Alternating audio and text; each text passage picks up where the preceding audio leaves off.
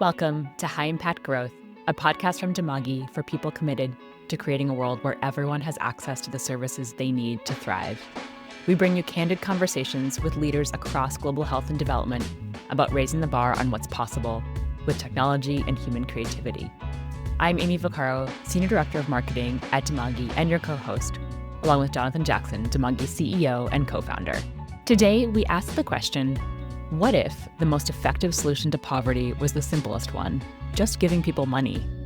We're joined by Erin Quinn, Dimagi's Senior Director of Customer Success, and Stella Luk, Regional Director at GiveDirectly, the world's largest nonprofit delivering unconditional cash transfers to people living in extreme poverty. Stella takes us on a journey through her experiences in global development, from working with refugees and human rights law to tech-driven health interventions and now transformative cash-based programming. You'll hear how GiveDirectly is challenging the status quo of global aid, the surprising results that come from handing people cash with no strings attached, and how they're using mobile technology and telco data to reach those in need faster than ever. Whether you're a skeptic or a believer, this conversation will make you think differently about what empowerment really looks like and who gets to decide how aid is spent. All right, welcome to the podcast. So I am here with my co-host, Jonathan Jackson. Hey, John, good to see you. Good to be here. We also have Erin Quinn here, who is Dimagi's Senior Director of Customer Success, joining for this conversation. Hey, Erin. Hey, Amy. And we are honored to be joined by a special guest today, Stella Luk, who is Regional Director at GiveDirectly. Stella, welcome to the podcast. Thanks, Amy. Thanks for having me here. Excited to be here. Yeah. So, Stella, can you share a little bit about your work in global development space generally and what got you interested in it and where did you get your start? Well, I started out as a programmer initially, and then as a human rights lawyer working with refugees in North Africa. But my longest stint was actually at Dimagi, where initially I started Dimagi's work in West Africa, setting up a regional office there, then shifted over to India to manage India operations and work in South Asia. In particular, at the then time largest ComCare deployment in the world, equipping 650,000 frontline workers to better serve over 100 million people in the space of community nutrition and health. After that, I shifted over to Africa, where I oversaw and managed some of the largest scale digital transformation efforts that we were working on at the time. Working with ministries of health in Ethiopia, Malawi, South Africa, Madagascar, and beyond. After that, I took a shift and came to GiveDirectly, which, as you mentioned earlier, is the largest organization in the world dedicated to unconditional cash transfers to people living in extreme poverty. At GiveDirectly, we believe that recipients deserve the agency and the autonomy to decide for themselves how cash should be spent and how they would like to lift themselves out of poverty. Here, as regional director, I oversee programs across Northwest and Central Africa, mostly focused on fragile and crisis-affected areas. There's multiple episodes that we can link to on the show notes for the massive work we do in India, and Stella was our country director, and you're very integral to that work. So I greatly appreciated all the contributions you had. I wonder if you're happy to share how your theory of change and your impact thinking has gone over time. I found it really funny when you told me when you were going to GiveDirectly, how you were simplifying your distance to the impact you were making as your career progressed. Yeah. And I mean, for me, the role of technology for frontline programs remains something that's very close to my heart and something that we are actively advancing at GiveDirectly as well, using the ComCare tool. But one of the things that made me think about GiveDirectly as I was looking to explore new opportunities is an experience I had with a community health worker in Benin when I first started working at Dimagi. I think her name was Augustine, and we were working on a project to increase health-seeking behaviors for pregnant mothers and their babies. And one of the challenges that Augustine, the health worker, told me about is that as we sensitize pregnant mothers to go to clinics, to receive health services, to get their signs of dangerous pregnancies reviewed and to understand whether there's any issues, one of the challenges that would happen is that they would receive prescriptions to purchase medication or be told to go buy this and that supplies, and often wouldn't have in that context, wouldn't have the money to be able to purchase those supplies. And so at the time, for me, that was a very eye-opening time, spending many months in the fields in a rural area of Benin called Oahi. And so there I saw very much the role that technology can play in frontline healthcare, and also the role that cash can play that is complementary to enable people to achieve the socioeconomic determinants of health, as well as to decide for themselves what they need when they need it as well. That was a bit of an anecdote, but more broadly, cash is direct, it is immediate, and so in some ways, it's kind of on the other end of the spectrum of the long-term health system strengthening, which is also very important in its own way. And so I've kind of ping-ponged between those two journeys, both of which are, of course, important. Right. And the upstream of the work you did at the bank or human rights and things, even more complex topics in a lot of areas. And so it was really cool when you told me you were gone there, and I was like, man, it was pretty awesome to be able to go into an intervention, because we see that a ton in our work too. You can get some self-doubt. You're like, is giving out smartphones and trying to do this really the best use of money, or would it be better, to hand this community health worker or the clients she's trying to serve cash? And I think at GiveDirectly, I think your argument is like, it would be better to give them cash a lot of the time, in terms of the impact you can have on the community. And so really just cool work that GiveDirectly does. A ton of people on the pod know about them, and I'd say probably one of the most publicly known entities in the space. Does amazing work. I'm curious, from your 3.5 years of learnings there and all the work they've done, how do you think about system strengthening versus cash? Because cash is pretty appealing, particularly in today's climate. So when you were thinking about this and within GiveDirectly's model, why isn't the answer to all of global development just give out cash? How do you think about the balancing of other interventions, if you do, or isn't the answer give out cash to everybody? Yes, the thought-provoking question, John. Thanks for that. Firstly, I would say that cash has many purposes. In the same way that ComCare is a multi-purpose job aid for frontline workers, cash is kind of I think of it in some ways as a multi-purpose life aid for our recipients. And I do think cash has an important role to play in system strengthening. When it comes to building capacity with governments, I see it come up a lot more with ministries of social protection and ministries of gender than necessarily ministries of health or agriculture. But there are cash programs, as we've both seen in many ministries in many places. In terms of uptake of cash in the humanitarian sector and in the development sector, it's really hard to come up with solid numbers around this, but by our estimates, this has increased substantially in the last 15 years. Specifically, in the humanitarian space, we estimate it is now about 20% of humanitarian assistance. And in the development space, we estimate less than 5% of official development assistance is spent on cash. No one is tracking the numbers for unconditional cash transfers systematically, but some estimates have this as low as 2%.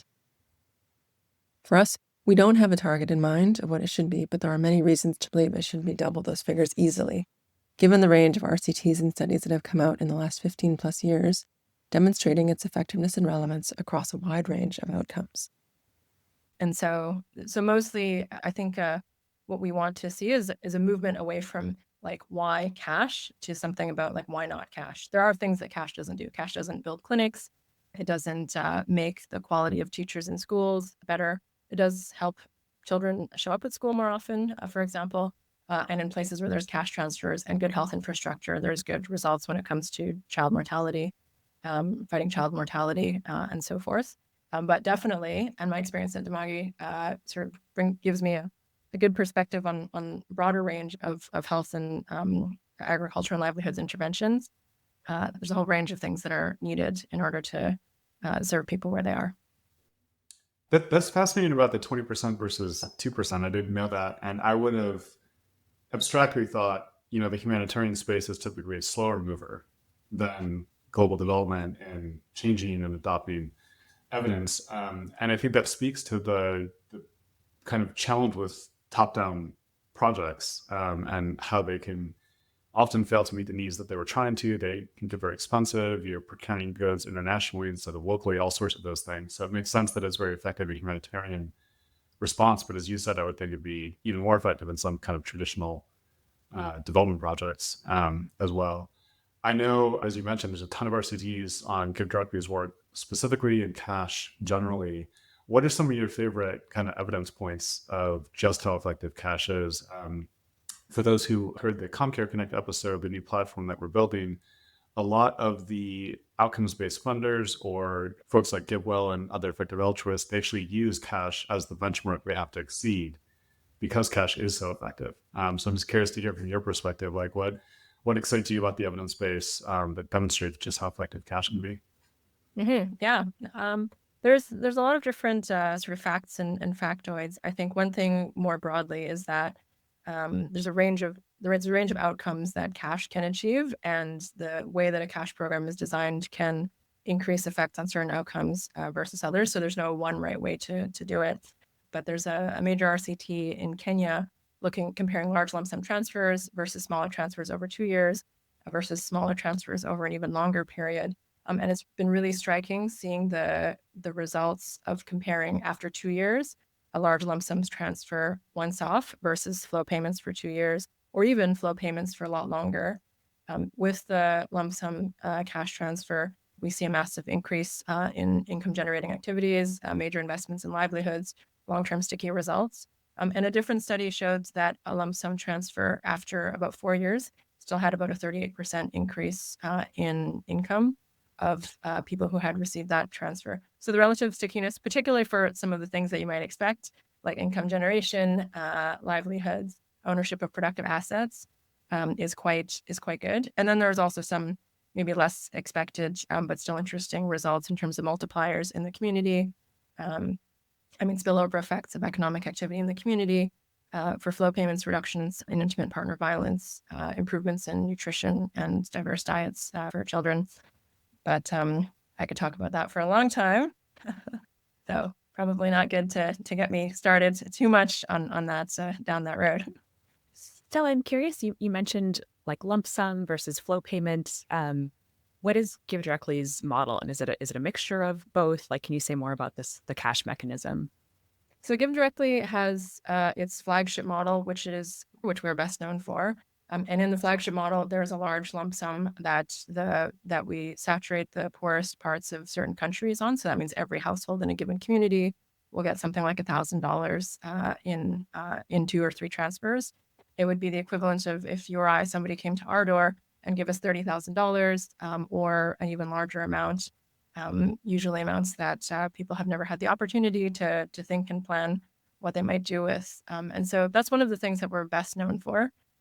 We actually do a range of different programs of all shapes and sizes, including flow payments. Sometimes that's a better example to demonstrate to governments. It also helps achieve different outcomes and has good relevance in terms of like basic income type work as well. And more recently, another type of model that we're doing is using telco data, partnering with telcos and leveraging telco data to track aggregate information, create eligibility lists using telco data, and remotely enroll people using mobile messaging and mobile surveys, so that in a time of crisis or like during the COVID pandemic, or when there's floods in Nigeria or in Bangladesh, people can self-enroll and receive automatically cash transfers directly into their mobile money accounts in a couple of hours or a couple of days, when previously it might take us a couple of weeks or months to properly enroll them in a field-based method. That's really, really cool. And that brings me to a question of like, how does the objections to doing this come up? Like, how are they voiced? And is it around eligibility? Like, are you finding the most important households to reach? Is it around waste? Do people have this like obviously wrong mental model of, oh, these people won't use the money well? Like, what are the biggest objections you get? And then, in particular, that point that you mentioned around partnering with telcos or eligibility, I'm very curious about. So you mentioned the flagship program is saturating the community. Do you also do more, targeted down to the household level type interventions? Yep. And is there a difference in the outcomes when you do one versus the other? Great question. One critique or question that we often get is whether when we give unconditional cash transfers to people living in poverty, whether they might not waste the money, quote unquote, spending it on alcohol or tobacco or what are called temptation goods. In fact, there's about 30 studies across Latin America, Africa, and Asia looking at this exact question. And these studies have found that people actually spend less on these so-called temptation goods alcohol, tobacco, drugs, and gambling after receiving transfers. This isn't to say that a given recipient might not spend some of their transfers on, let's say, a bottle of beer or something like that. But overall, when we look at the aggregate data and the aggregate trend lines and results, the amount of spending is less with these transfers. And so any question about this has already been resoundingly answered by the evidence. Another question that people have is around inflation. And so there's another study that happened in Kenya looking at when large lump sums come in, what is the inflation effect in a given area? And even with large lump sums to overall communities, the overall effect on inflation was very minor. That's not always the case. If there's, a very restricted market and certain contexts, there can be some effects. But overall, the inflationary effects are not significant. And we're in the process of partnering on a bigger study to study it in greater detail for a larger scale program that we have going in Malawi. I'm curious, you're talking about selecting a community and going in and flooding them with cash and giving them this opportunity they would never have had before. What does the next over village feel like when their neighboring village gets that? I'm curious how has this played out just from a social perspective, and have you seen any sort of negative effects in terms of the haves and the have-nots when you've been implementing this model? Yeah. Certainly, I think visiting the field, it's one of the things that one feels acutely is sometimes when there are neighboring communities that wish they had been enrolled. Although that function is not a different thing about cash than any other program. Every program has a budget and a geographic scope.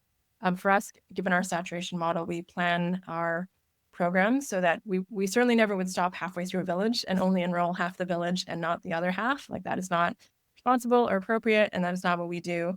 But it is sad, and in some cases quite heartbreaking when you have two villages right next to each other on the perimeter of what a budget could fund, where we're authorized to work in a given geography, and we're not able to cross and enroll the next village, which is why we do fundraising, I guess, so that we can keep on expanding our programs. And just as an aside on some of the inefficiencies within global development, until this call right now, I hadn't thought to ask Stella, how are you doing the village targeting? And we're literally solving this problem in real time for how to target villages that need vitamin A or benefit distribution. And so I bet there's 30 organizations right now who are highly cost effective, all independently trying to figure out what do you do, which village gets what, and what do you do with the next village over. So there's a lot of opportunity for cost-effective interventions to be better at collaborating on how you target it. Erin, to your point, maybe one's getting cash, but the other one's getting a different intervention, or maybe all should go to the same village. When GiveDirectly thinks about cash in general, what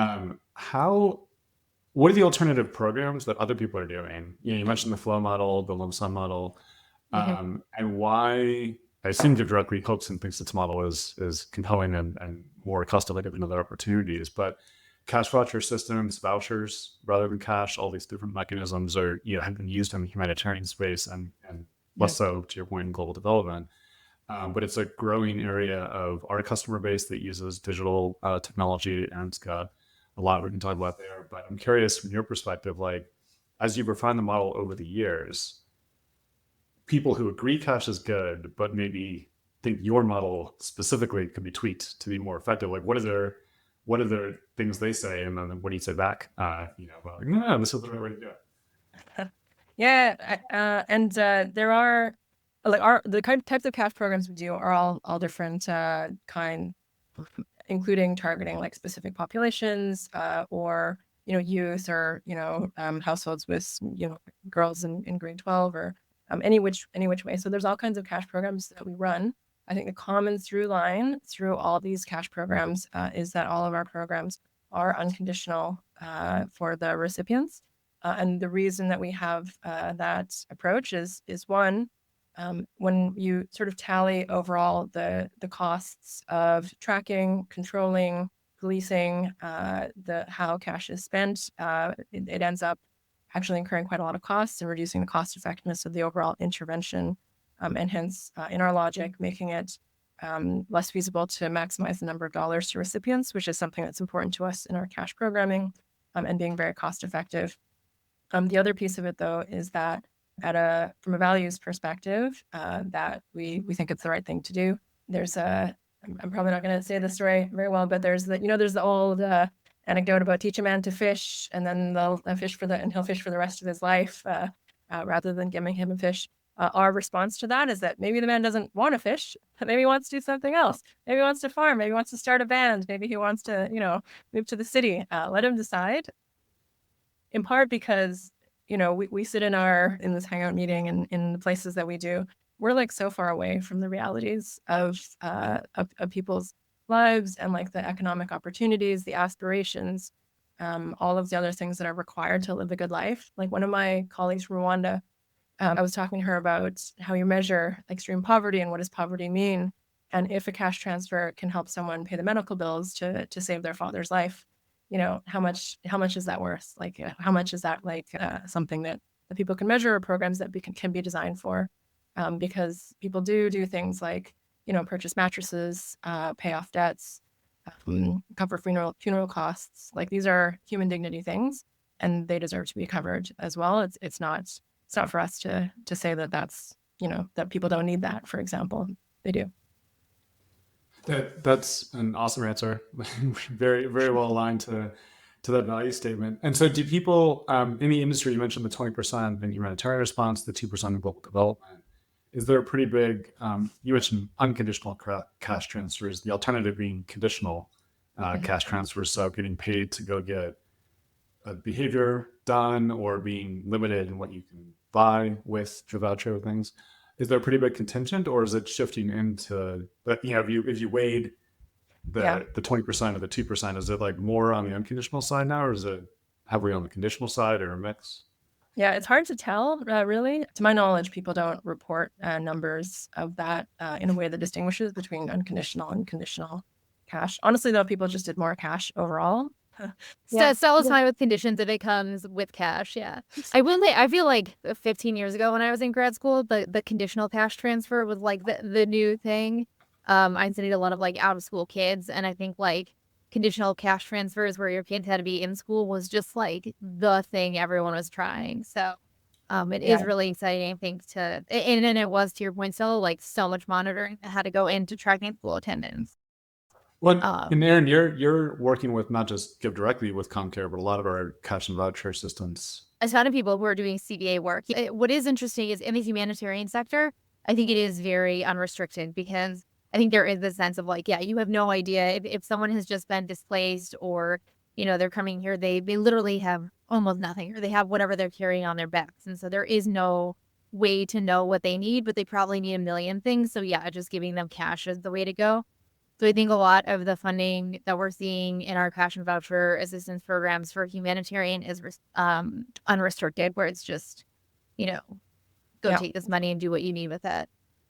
So I have no percentage point, but my vibe shift is going from conditional to unconditional.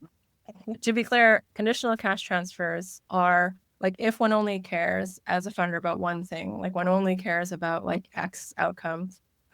Not surprisingly, conditional cash transfers will do the job. That's fine for a funder that only cares about one thing. But from sort of a more human-centered, humanistic perspective, if people spend their money doing lots of different things and there's spillover effects and there's other things that are achieved, the more holistic value comes with unconditional cash transfers. And again, in some ways, it reminds me of the value proposition of the ComCare tool as a multi-purpose job aid.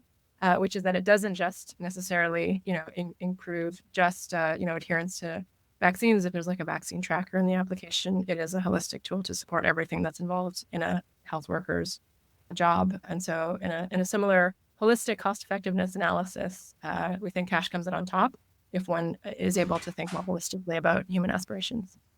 So Stella, if I do candidly say I'm a funder, I've got a lot of money, and I do candidly really mostly care about out of school kids, and I'm like working in an area, or I want to find an intervention in an area where there is a huge school absenteeism area.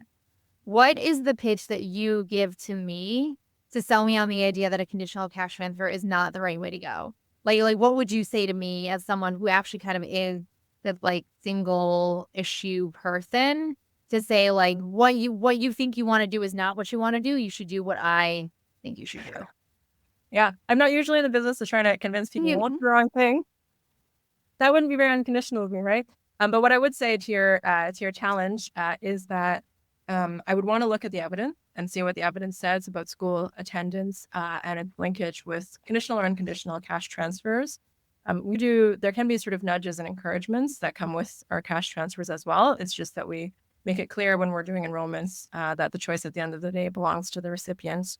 But it wouldn't surprise me. I'd have to check, but it wouldn't surprise me if unconditional cash transfers with some kind of sensitization about school attendance in like the right targeted neighborhoods could achieve comparable effects at lower costs, or rather more dollars to recipients and lower overheads than a conditional cash transfer program. There definitely are studies that show cash transfers increase school attendance overall. So that's what I want to look at. And if the evidence says that and that lines up with what you want, then I would come talk to you and show you that. No, that's perfect. And that's interesting because I was wondering about that, if you guys ever did any sort of like behavior change communication kind of alongside that. So it's not just like, here's your $1,000. It's like, here's $1,000. And by the way, like, here's some important information with you should know as well. I'm curious about that. So you mentioned the urgent humanitarian response if somebody is in a flood zone or others, and then, but with the more typical, like going into a community, do you tell them, why they were selected, that they can do anything with the money? Like how much work goes in before like the check clears, into the house? Yes, yeah. Well, I thought when I left Dimagi and joined GiveDirectly that cash would be a whole lot simpler than many other kinds of work that I've done. My conclusion is that everything has its own complexity. Everything takes something to get right. And so for getting cash out, there's a few steps associated with that. One of them is targeting, figuring out the area. The next is community sensitizations, which we call baraza. That's a Swahili word. And then there's the enrollment process, which involves a lot of sensitization and explaining and letting people know at that moment that, yes, this is a cash program. We're coming. This is what you can expect. Usually giving people phones for the first time, or giving them the option to use some of their transfer money ahead of time to get phones, explaining how to use them, how to use SIM cards, and so on. Can you just explain what sensitization is? I don't think I haven't heard that term used before. Yeah. Yes. For community sensitization, what that means is that we go and we introduce ourselves to basically the whole village. And so try and get as many people together, maybe not everyone, but like as many people together as are available, community leaders, and introduce ourselves. We want to work as partners in the communities in which we operate, because sometimes there are misimpressions about cash. Our programming has been confused for being like, we've been called Satanists in some places, and or scammers in others.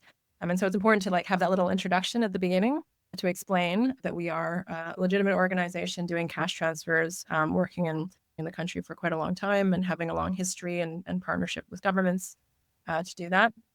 And then there's the enrollment part, and then some checks, and then finally the transfers that go out with some follow-up that occurs after that. So there's a whole process that's involved, and a whole journey that's involved to make sure that we set it up right, that we do it right, and that we make sure people are okay afterwards as well. Such a great framework to understand the process. And I am curious to know a little bit more about the role of tech in this. I think you mentioned something about giving out phones. I know you are using ComCare. Can you share a little bit about how technology is enabling the work that you do? Yeah, for sure.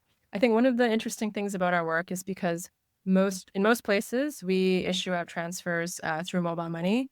And so we have very much an incentive in all our programs to be equipping recipients with phones, to explain how mobile money works, to help people register for mobile money accounts if they've never had a mobile money account before. And because that is so much of the work that we do, there's a particular synergy between our work and telcos, mobile money providers in a number of countries. And what is interesting and exciting about that is that telcos have a very rich real-time data sets of everything that goes on when, like, you and I use a phone, who we call, where we are, We don't access that directly, obviously, but we partner with telcos who look at mobile phone data, and from that mobile phone data can tell, one, what are pockets of poverty in a given country or in a given city, and two, within those pockets of poverty, who within those pockets are living in extreme poverty.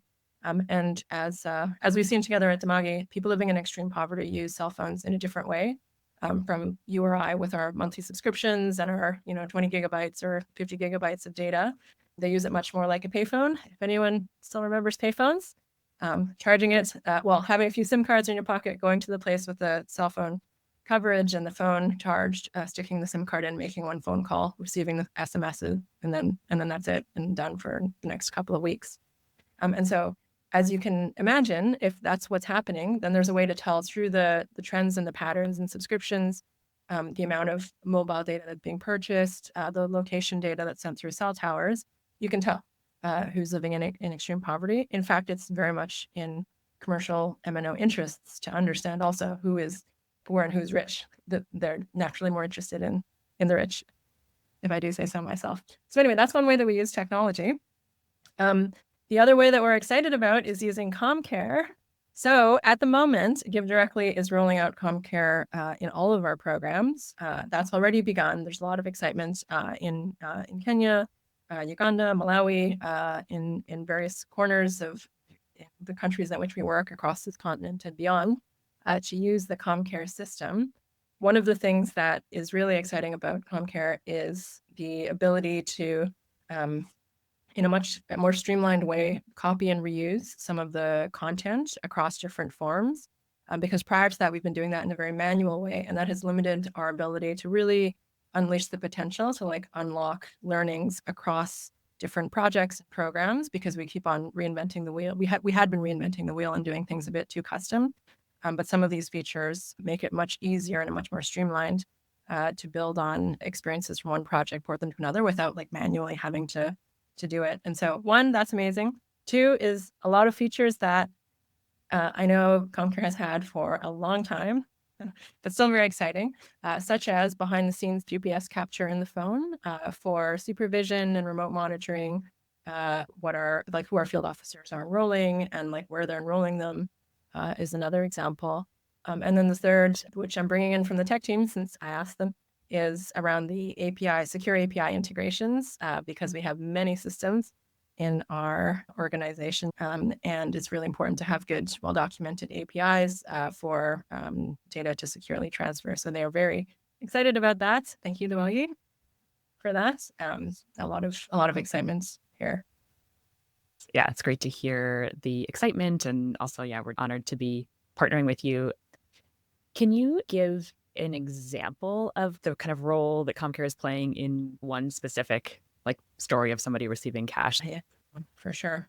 So in practice, the way that we're using CommCare is that we have a cadre of frontline officers, and different frontline officers. One that goes in censuses, gathers data about recipient communities, another that goes and enrolls them, and then a third that might come back later to do follow-up. We do different teams for as sort of a control, sort of a check and balance against each other, which is quite different from a regular community health worker model. And so inside the CommCare application, how that would play out in practice is that one of our field officers would have this CommCare tool, would go into the community, go door to door, enrolling people, and using the CommCare tool as a prompt to walk them through every step that they need to fill in, and the sensitization that they need to do.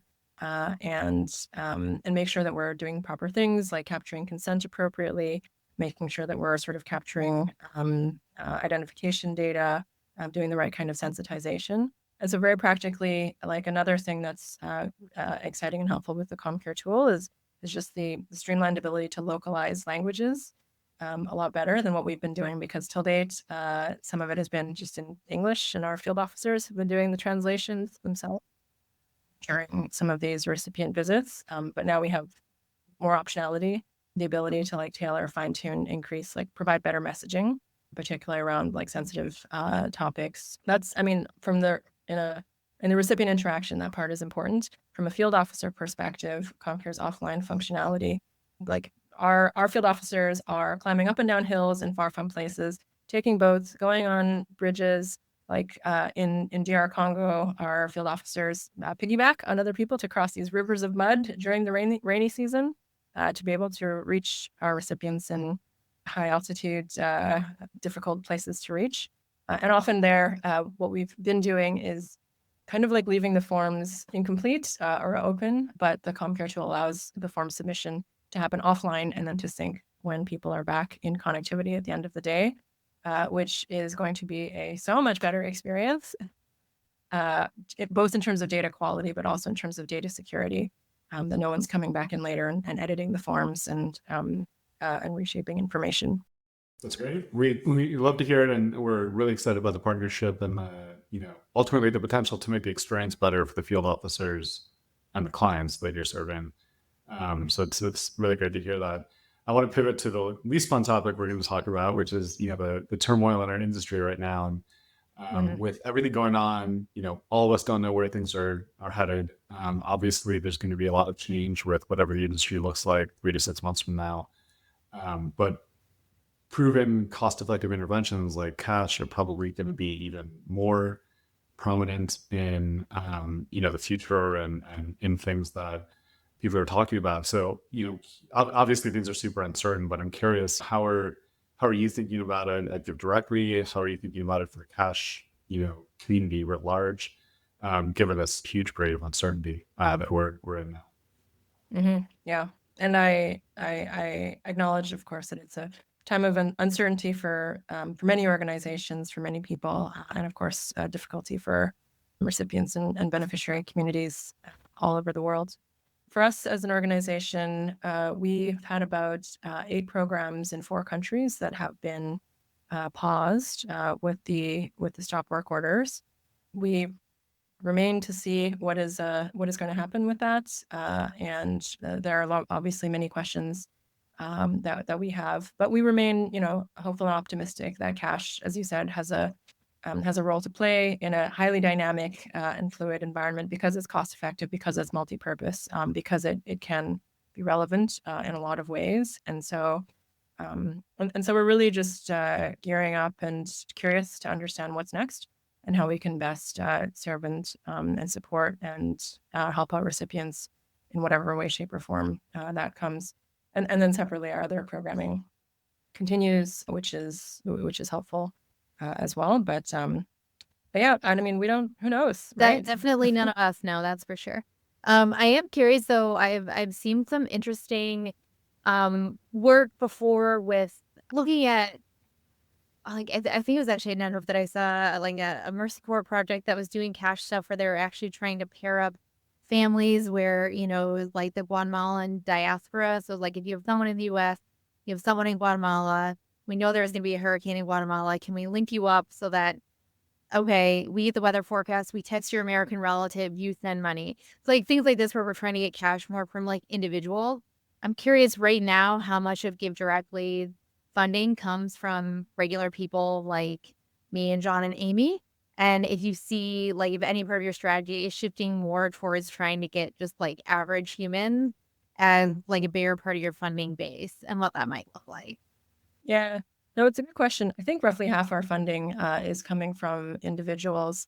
Admittedly, a good chunk of that is high net worths or ultra high net worths who believe in our mission or are excited about the work that we do. But there is still a good, solid kind of chunk and base that keeps us honest and it keeps us engaged of regular people like us who are donating to GiveDirectly. Quite annoyingly, my partner donated to GiveDirectly, which really puts the pressure on me when I'm doing my work and travels and things to be quite judicious about it as he's there with his funds holding my feet to the fire. It's accountability, Stella. Accountability. Yes, it's very immediate day-to-day accountability, for better or for worse. Well, that's great. So you've been so generous with your time. We gotta let you go. But this was an awesome conversation, and congrats on the work you guys are doing. And wherever the industry is landing, cash is going to be a really important role to play. We're excited for the partnership we have. Thanks again for inviting me, and thanks for making our work possible as well. Really great connecting and reconnecting with you all. Thanks so much, Stella. Thanks, Stella. Thank you to Stella Luk and Erin Quinn for joining us today. This episode gave us so much to reflect on. Here are a couple of my top takeaways. First, cash is powerful and versatile. GiveDirectly's evidence-backed approach shows that unconditional cash transfers can drive a range of important and positive changes in people's lives. Second, Unconditional aid is a values choice. Stella reminds us that dignity matters. Instead of prescribing what people should do, GiveDirectly trusts recipients to know what's best for their lives. Third, technology is a game changer. The conversation highlighted the exciting role of digital tools like ComCare in making cash delivery more efficient, scalable, and recipient-centered. Fourth, cash is still underutilized. Despite being one of the most rigorously studied interventions, cash makes up just 2% of global development aid compared to 20% in humanitarian response. That's a gap Stella believes should be closed.